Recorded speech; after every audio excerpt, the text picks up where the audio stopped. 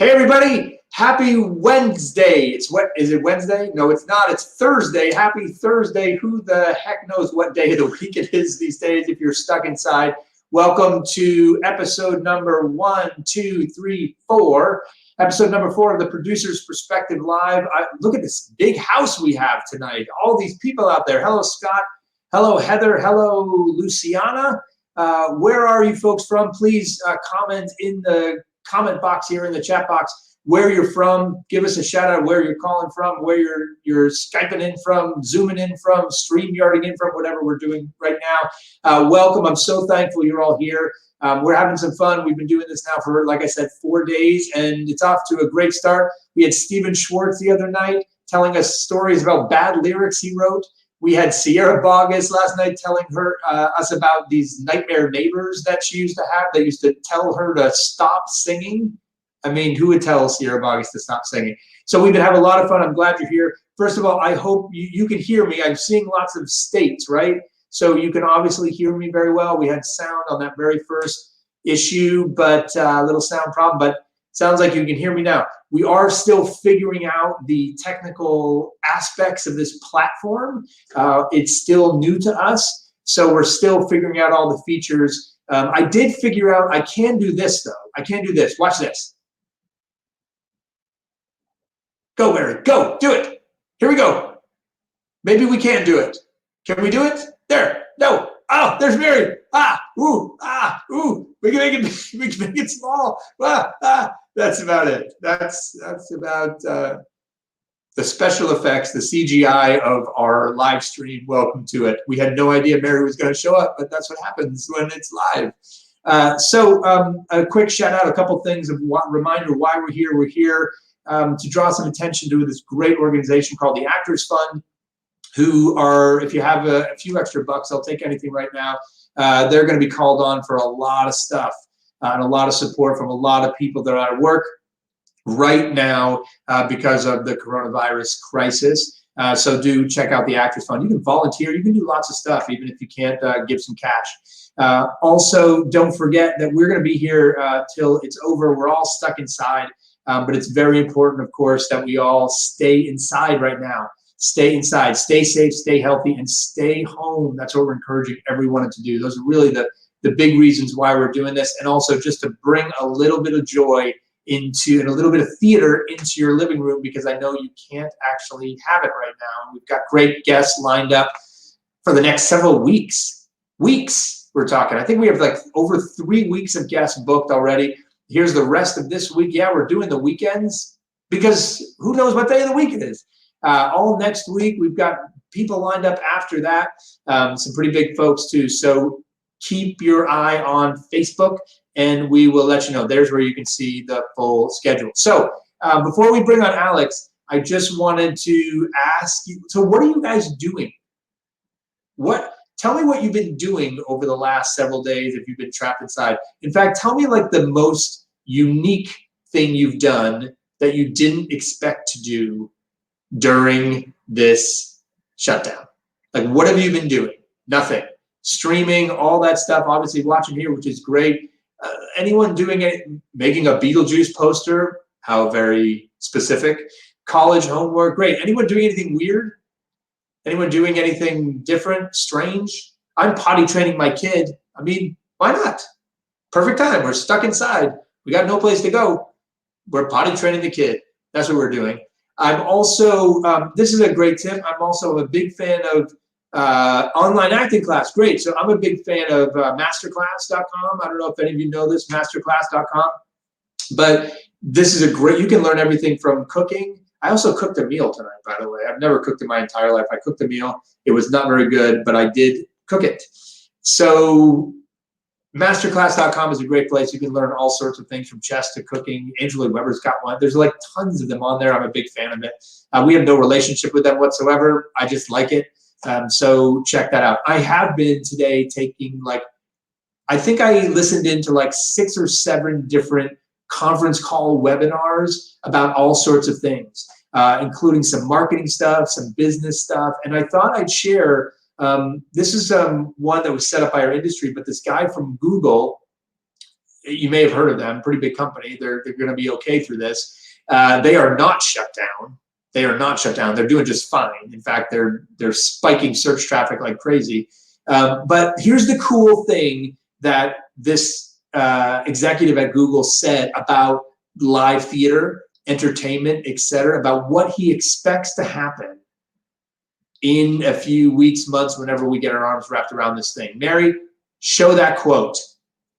Social distancing, what we're all doing right now, right, is making us miss and appreciate sports, music, arts, and theater. And it's driving up pent-up demand for fun and live entertainment. That is what Google is saying right now. That's what we heard today. And that, of course, got me all excited, and something I mentioned. Can you imagine that first night when they light up those marquees and raise that curtain on these Broadway shows? Can you imagine what it's going to be like to be inside that room? Yes, that's right. When those tickets go on sale again, we know we're going to do there, snatch up tickets to your favorite show and go, because that first night in the theater is going to be absolutely electric. So one show that you might want to see could be, we have a star with us tonight. Let's bring on Alex Brightman right now, the star of Beetlejuice. Alex, there's a whole bunch of people waiting for you. Join us. I have joined. Oh, there he is. I'm always amazed when it actually works, to be honest. I'm amazed at technology still. I don't know how garage doors work when they do like when you press something from far away and it opens. That still astounds me. I feel taller than you right now. You are taller than me right now. All I have to do is this. Good. That's in it's in every interview writer. I want to be taller than the host. I think this is really good. I'm just going to conduct the rest of the interviews like this. Please don't do that, because then I'm going to be constantly checking my under chin. Tell everyone where you are right now. I'm in Oklahoma. You're living it out there. Yes. Well, I like the musical. I wanted to see what the place was like. Is it like the revival, or is it like the original? Right now, it's much more like the revival.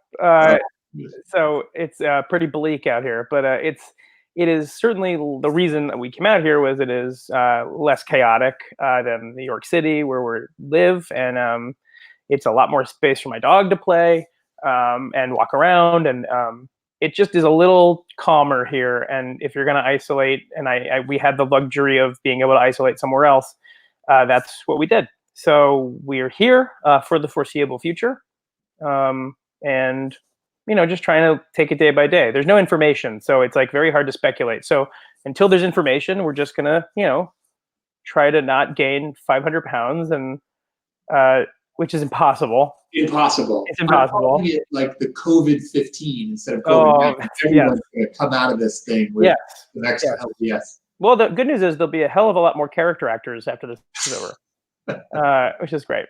But yeah, no, we're for. Not to do the cliche, like it could be worse, but it could be worse for us. We're very fortunate to have a place and food to eat and all that kind of stuff. So we're good. I'm at a calm currently. And you are stuck inside, right? You guys aren't going outside at all. We, only doing the things that when you need to. It's I walk my dog, but there's no one to run into here. It's one of the beauties of where we're living. There's literally almost nobody, and it's suburban, but it's very different than.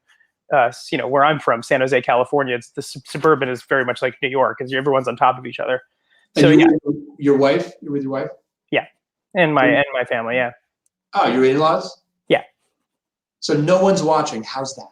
How's living with your in-laws? It's the best. They are truly the best. And I was just saying that, like, it's like that. They're my kind of family, because they're the type that doesn't expect to like fill every moment, and neither do I. Except for when I'm working, but like when it's time to have downtime, it's like, oh great, now we have downtime. Should we do this? I like to sit and be on my phone sometimes. I like to watch Great British Baking Show, and they are totally down with all of that. And so we're knocking out a lot of movies together. We're cooking a lot, and so everyone is very good. You mentioned working. So the first thing, like, what did you do the first day you were stuck inside? Like, did you go through a shock period for someone like you, who I'm sure thrives on being around people? I had a weird, my sort of like story about how this all happened, the Broadway thing, was I was actually out of the show for 3 days before they closed Broadway. So I had a small, non-threatening infection on my vocal cords. Singers get them all the time. It's very benign. It's just you need to take some time off. So I took a Saturday and Sunday off, and a Monday, whatever it was, that it led into the day off. And then the day we were supposed to come back was the day Broadway closed. And I sort of got news early that morning that something was going on, and people were feeling unsafe to come into the theater, which I totally understood, and also kind of encored. And because we were unsure what was going on, we had seen that like someone in Moulin Rouge, they had like canceled the show, and so things started to seem very real. And I'm a big basketball fan, so when I saw we were watching the Oklahoma City Thunder game when it shut down live, like we were watching the game, and they were watching the warm-ups on NBA, whatever the app is. And we watched the players in real time. We're like, what is going on? And everyone's leaving. And then that's from that moment to right about now, it's always been a bit weird, because it really is that weird movie scenario where you're like, this is a thing that you see in movies. So there was a bit of a shock, but I had heard it was going to be like a week and a half, 2 weeks at one point. So I was like, great, whatever, it's like, it'll give me some nice vocal rest. It'll this and that. And then once we sort of started sensing chaos in the air, we sort of quickly got out of Dodge and drove here. We've been here for nearly 2 weeks. And so, yeah, we sort of sensed it, right, because by the time we got here, it was bad. And it was bad meaning like the time that it's going to take for things to get better is much longer than when we left New York. So, yeah, it's very strange, and it's different day to day, hour to hour. You have like moments of like, wow, this is kind of nice. Like I don't get to spend time with the people I love a lot of the time because we all have opposite schedules, and now we have the same schedule. So it's nice. There is a thing, because I do miss my wife when I'm in the show, and I do miss my family. I do get to miss phone calls and call my grandma, and I forget because so it is nice to kind of go. I have so many hours in the day, and now I want to fill them with the things that I'm not able to do all the time. So yeah, it's great. And listen, this is one of the reasons why we started doing this, is a comment exactly like that, because what I love about theater people is you found a bright spot of being around your family. I know the same thing for me. I get to hang around my daughter a little bit more. I never would be doing that right now. So you have to find these moments in this dark.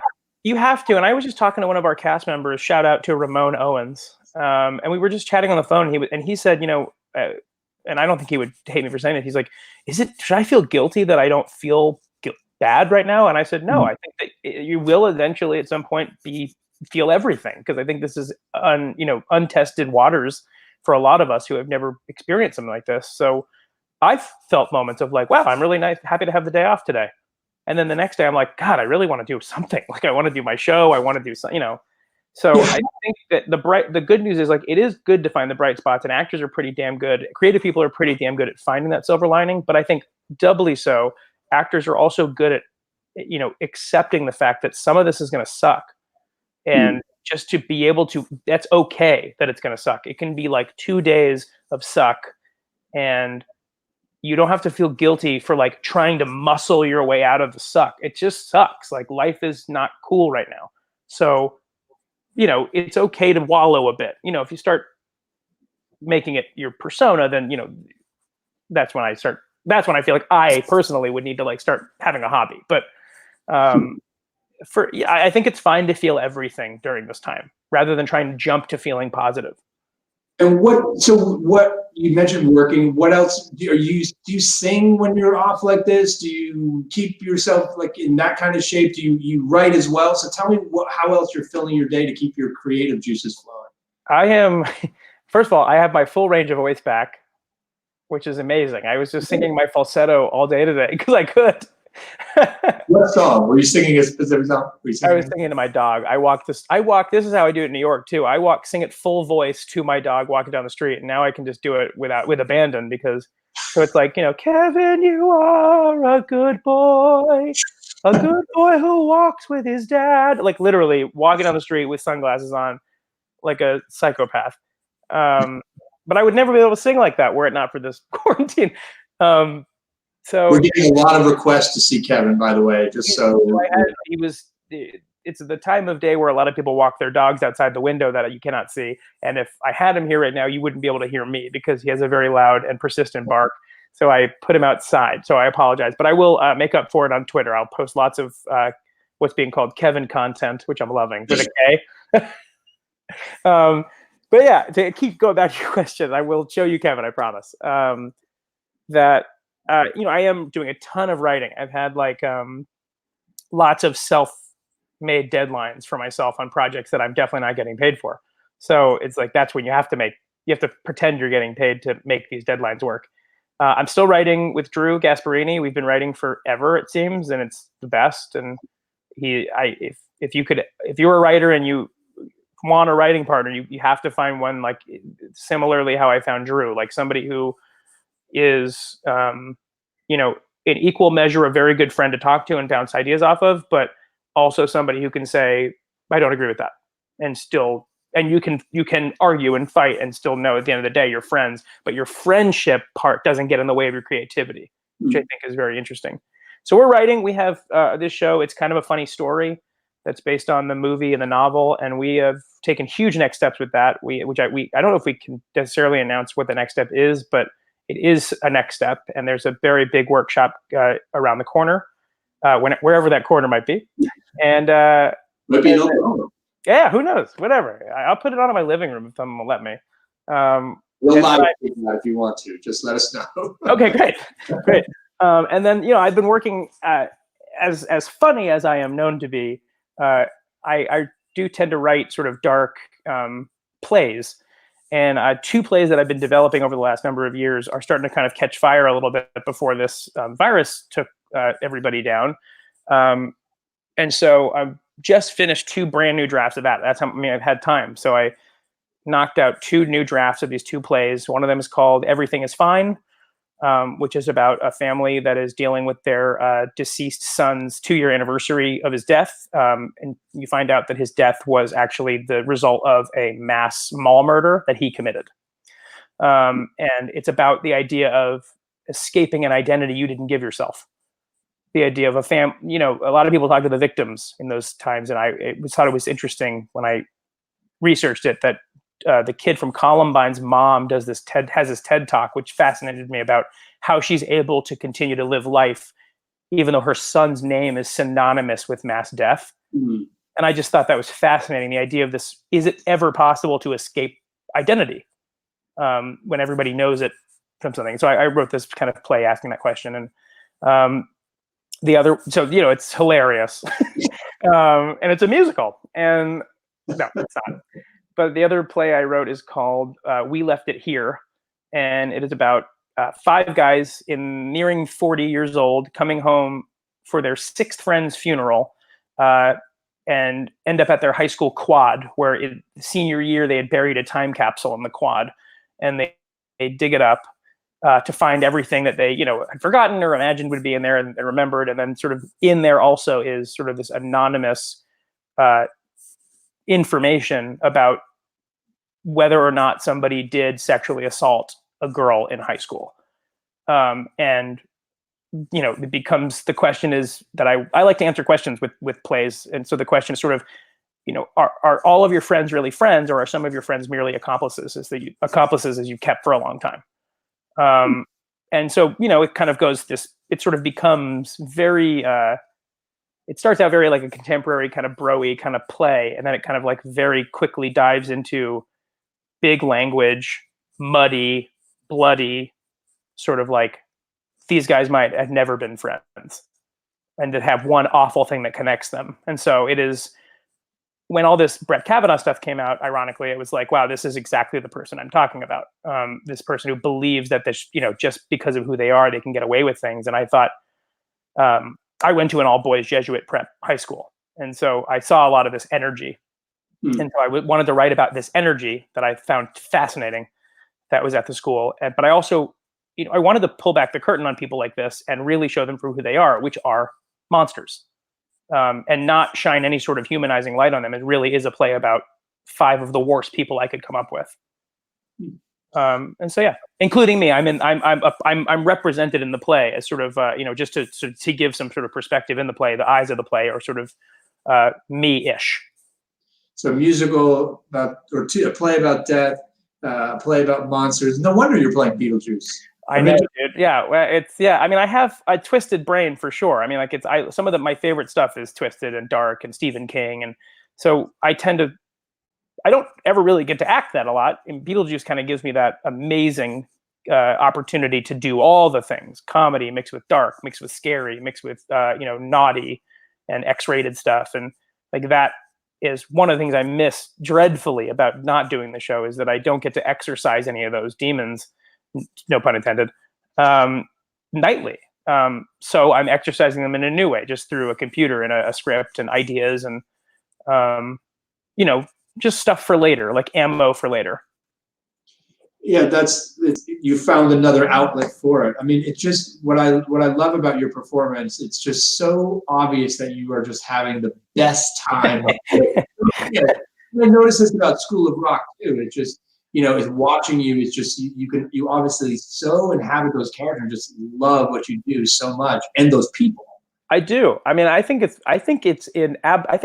new definition of insanity should be like doing a musical but not liking doing it, because it's always so hard.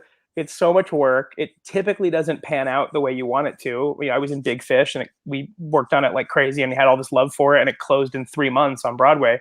So you could be a lot more unhappy doing a way more lucrative job. I always say that. I'm like, if you are ever complaining about the show that you are in, go work any other job for 8 hours and tell me that you don't miss the stage. Yeah. And if you can, and then maybe perhaps you will find another career. But like, I think it's so silly that we get paid to do this thing. Weird Al Yankovic, my agents are going to kill me for saying that, but Weird Al Yankovic has one of my favorite quotes, which is, "People pay me to do the thing I have a compulsion to do anyway." Mm-hmm. And that is like exactly how I feel, one for one. It's exactly how I feel.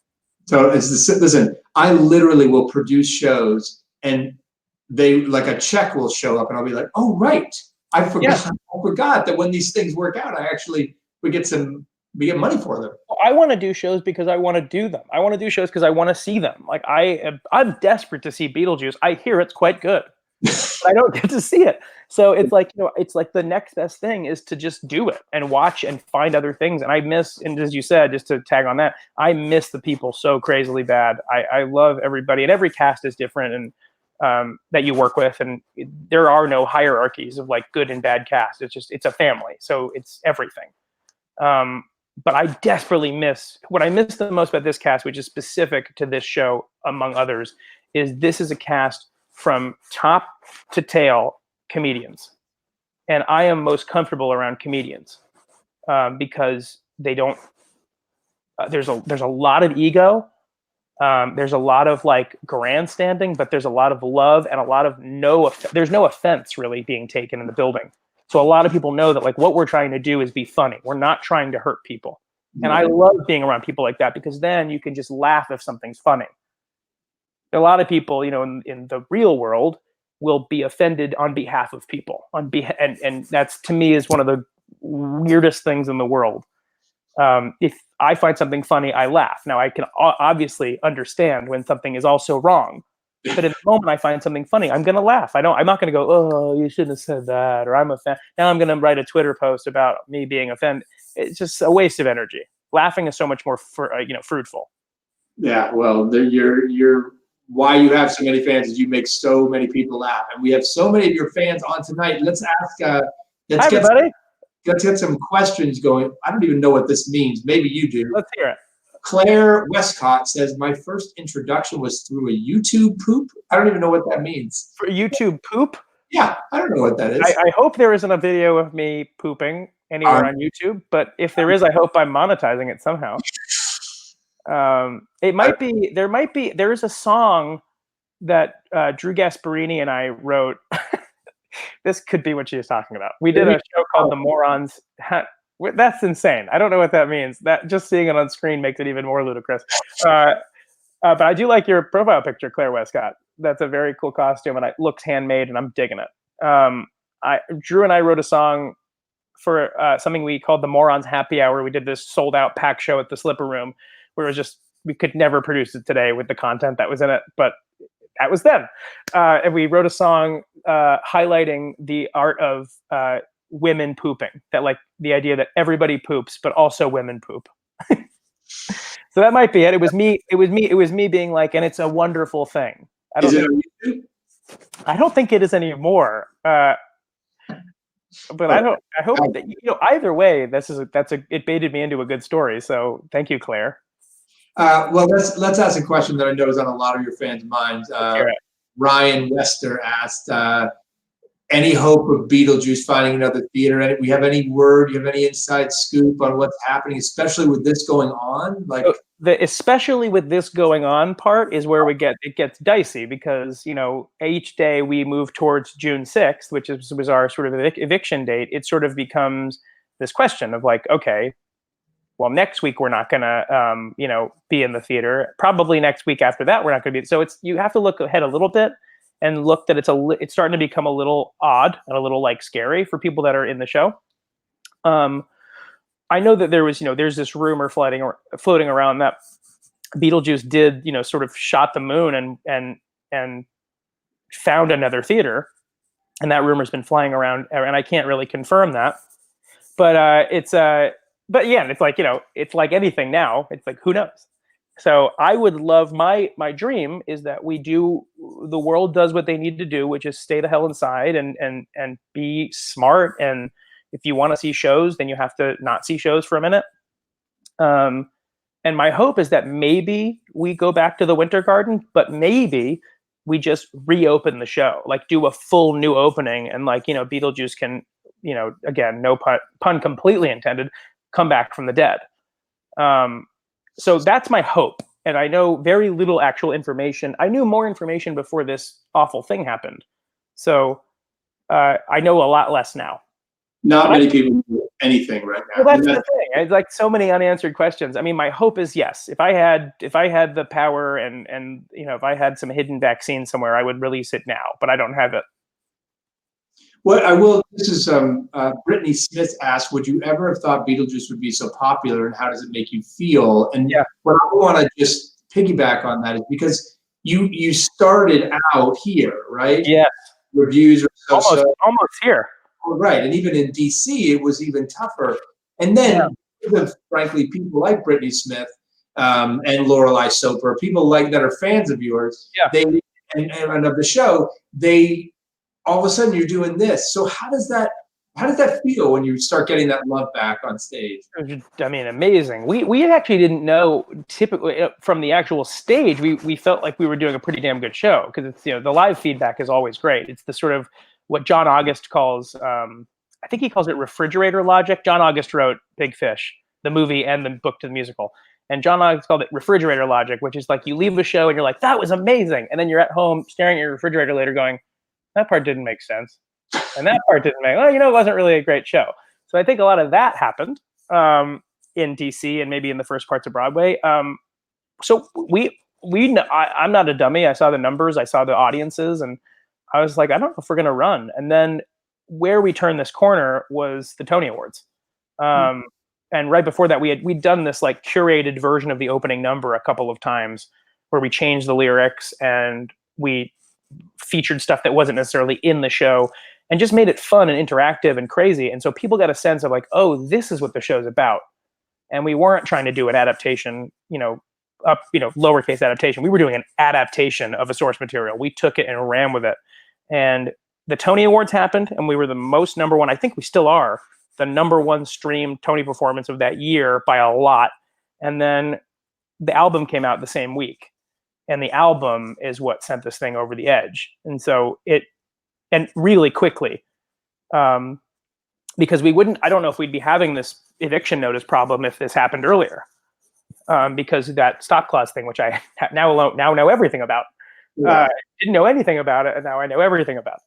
But so I am thrilled. The fan base has been unbelievable, and not in a creepy way, which I so easily could tip that way because it's Beetlejuice and it's a dark source material with a dark lead, and sort of like, it's edgy, and so the fans feel like they might want to be edgy back, and they've been so kind and so sweet that it was very surprising. And now it's become normal, which is awesome, that they're just awesome. And on the street, they're nice and they follow the rules.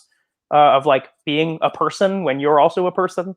They don't look at you like a theme park character. So everybody's super nice. And the one regret I have for this quarantine is I did not bring my next big pile of fan mail that I could have plenty of time to answer at this point. It's sitting in my apartment in New York City. So anyone in the last couple of months before this shutdown who'd sent me fan mail, I have it. I just don't know when I'm going to be able to answer it just yet, but I will. But why don't you just give your home address there in Oklahoma? Oh, okay, yeah, great. Yeah, if you could just splash it across the street, and my phone number and social security number. Sure, right now. Yeah. Do that. We'll do one more question. Christina Garcia, what would you say to an underage young lady whose parents doesn't want her to be an actress? That's a tough one. That's like, I've gotten that question before, and my answer is similar, but I can always find ways to vary, the answer. Beautiful image, by the way. Are those poppies? What if she was like, no, that's actually the strain of coronavirus? Here's what I got to say about that. Your parents are your parents. They're going to have their thoughts. They're going to have their opinions. And I've never had this perspective when I first started talking about this, but I understand the worry of a parent of a kid that wants to do theater as a career, anything creative as a career, because by nature, it is not infinite. And by nature, it is not steady. So it's like you make your leaps like this. Everything happens like this. Doesn't do this. It never does. Not for anybody. And anybody that tells you that's how it happens, they're wrong. So I would say if you are truly passionate about the thing that you are doing, whether it's writing or acting, it seems it's acting in this case, or musical theater, like I am, and I knew without a shadow of a doubt this is what I needed to do. And as I grew up and kept going forward, it became the only thing I was passionate about and wanted to work harder at. Then you have to give it a shot. You have one life that you know of. So unless you're certain that you're going to get another shot at this life, it is worth your while to have conversations with your parents, real conversations, not arguments, not fights, not losing conversations, not accusatory, a real out of the blue, catch them while they're vulnerable conversations that says, I really want to discuss this as an opportunity for me as a career option. And there are plenty of people that it has worked out for, and you're listening to one of them. It's not easy. It's never been easy. It will never be easy. It has not been for me. It will never be. I plan on auditioning until the day I die. And so you have to love it. And if not 100% of you loves it, just in the back of your mind, think of something that you might want to something else you might want to try and give it a shot. And if you love that, stick with that. But if you love it, keep doing it. That's my advice. I sympathize with your parents because you're probably a whack job just like me. And we have you right here. All the whack jobs on Broadway. We feel for you. We want you. We have you. We are embracing you. But know that your parents look at this like a business, which it is. So they have every right to be worried. But if you're not worried, then you need to show them why you're not. I love it. Everybody say it with me. Alex Brightman, Alex Brightman, Alex Brightman. Alex. What if I just disappeared? Thank you so much for being here. My pleasure. Family, and stay safe. And we'll see you back here on Broadway very, very soon. Can I say one thing before I go? Yes, although I have to say this, I love that you and Sierra Boggett both have been like, can I just say one more? Of course, you're Alex Brightman. Say whatever that. Well, I have dinner to eat, but I do want to say this one thing because I never got to say it as all these questions came in. It does not weigh lightly on me how many people love our show and how many people love the thing we do and how many people comment on Twitter about things I've written, things I've done. Kevin mostly. Kevin's more famous than I am at this point. So he should be doing this interview. But that's number one. A big blanket thank you to everybody who's just been, I don't like saying fans, but a fan, just being awesome. And so thanks. Two, and I can't stress this enough, please, if you think that you're one of those people that just like, oh, I don't catch diseases, I'm going to go to a bar tonight. Don't. Just stay inside because there's plenty of things to watch. There's so much Netflix. There's so much Hulu. There's so much Producer's Perspective Live. They have guests every night. Stay inside and do everyone a favor so we can all get back to doing the things we want to do. Not just us, but you too. let's get back to not having a permanent snow day. I love it. Alex, thank you so much for sharing that very important message. Thanks for being here tonight. Give Kevin a big kiss for us, and we'll see you soon. Bye, Ken. Bye, everybody. Thanks again. Poof, he disappeared. Thank you so much, everybody, for joining us. Don't forget, tomorrow night, we have a very interesting and very unique guest, Rick Miramontes. If you don't know who Rick is, he was actually my very first podcast guest, my very first one. He is one of the most powerful press agents on Broadway. So he's actually working a heck of a lot right now. He reps big celebrities. He represents big shows. He's a spin master. He did Spider-Man. He does a ton of stuff, and he's going to give us a real insight on what's happening, how Broadway is going to get back going again, and his, again, insights into everything that's going on from a press perspective right now. And maybe he'll tell us some juicy Spider-Man stories as well. So join me for Rick Miramontes, and we've got a whole bunch of other guests coming up. Don't forget, mark your calendar, go to my Facebook page, see the full schedule at theproducersperspective.com/live. If you missed any of the episodes, Stephen Schwartz, Sierra Boggess, or you love Alex Brightman so much that you just want to watch him again and again, go to my Facebook page, and you can watch it again and again and again. Don't forget about the Actors Fund. And don't forget about Alex's very, very, very important comment. Stay safe, stay healthy, stay home. Stay home, and this will be over sooner. It's just that simple, and you may actually help save somebody's life in the process. In the meantime, spend your day productive tomorrow. Go do something, write something, create something, act something, sing something, get together online with some people, but don't stop living. This will be over soon. Thanks so much, everybody. We'll see you tomorrow.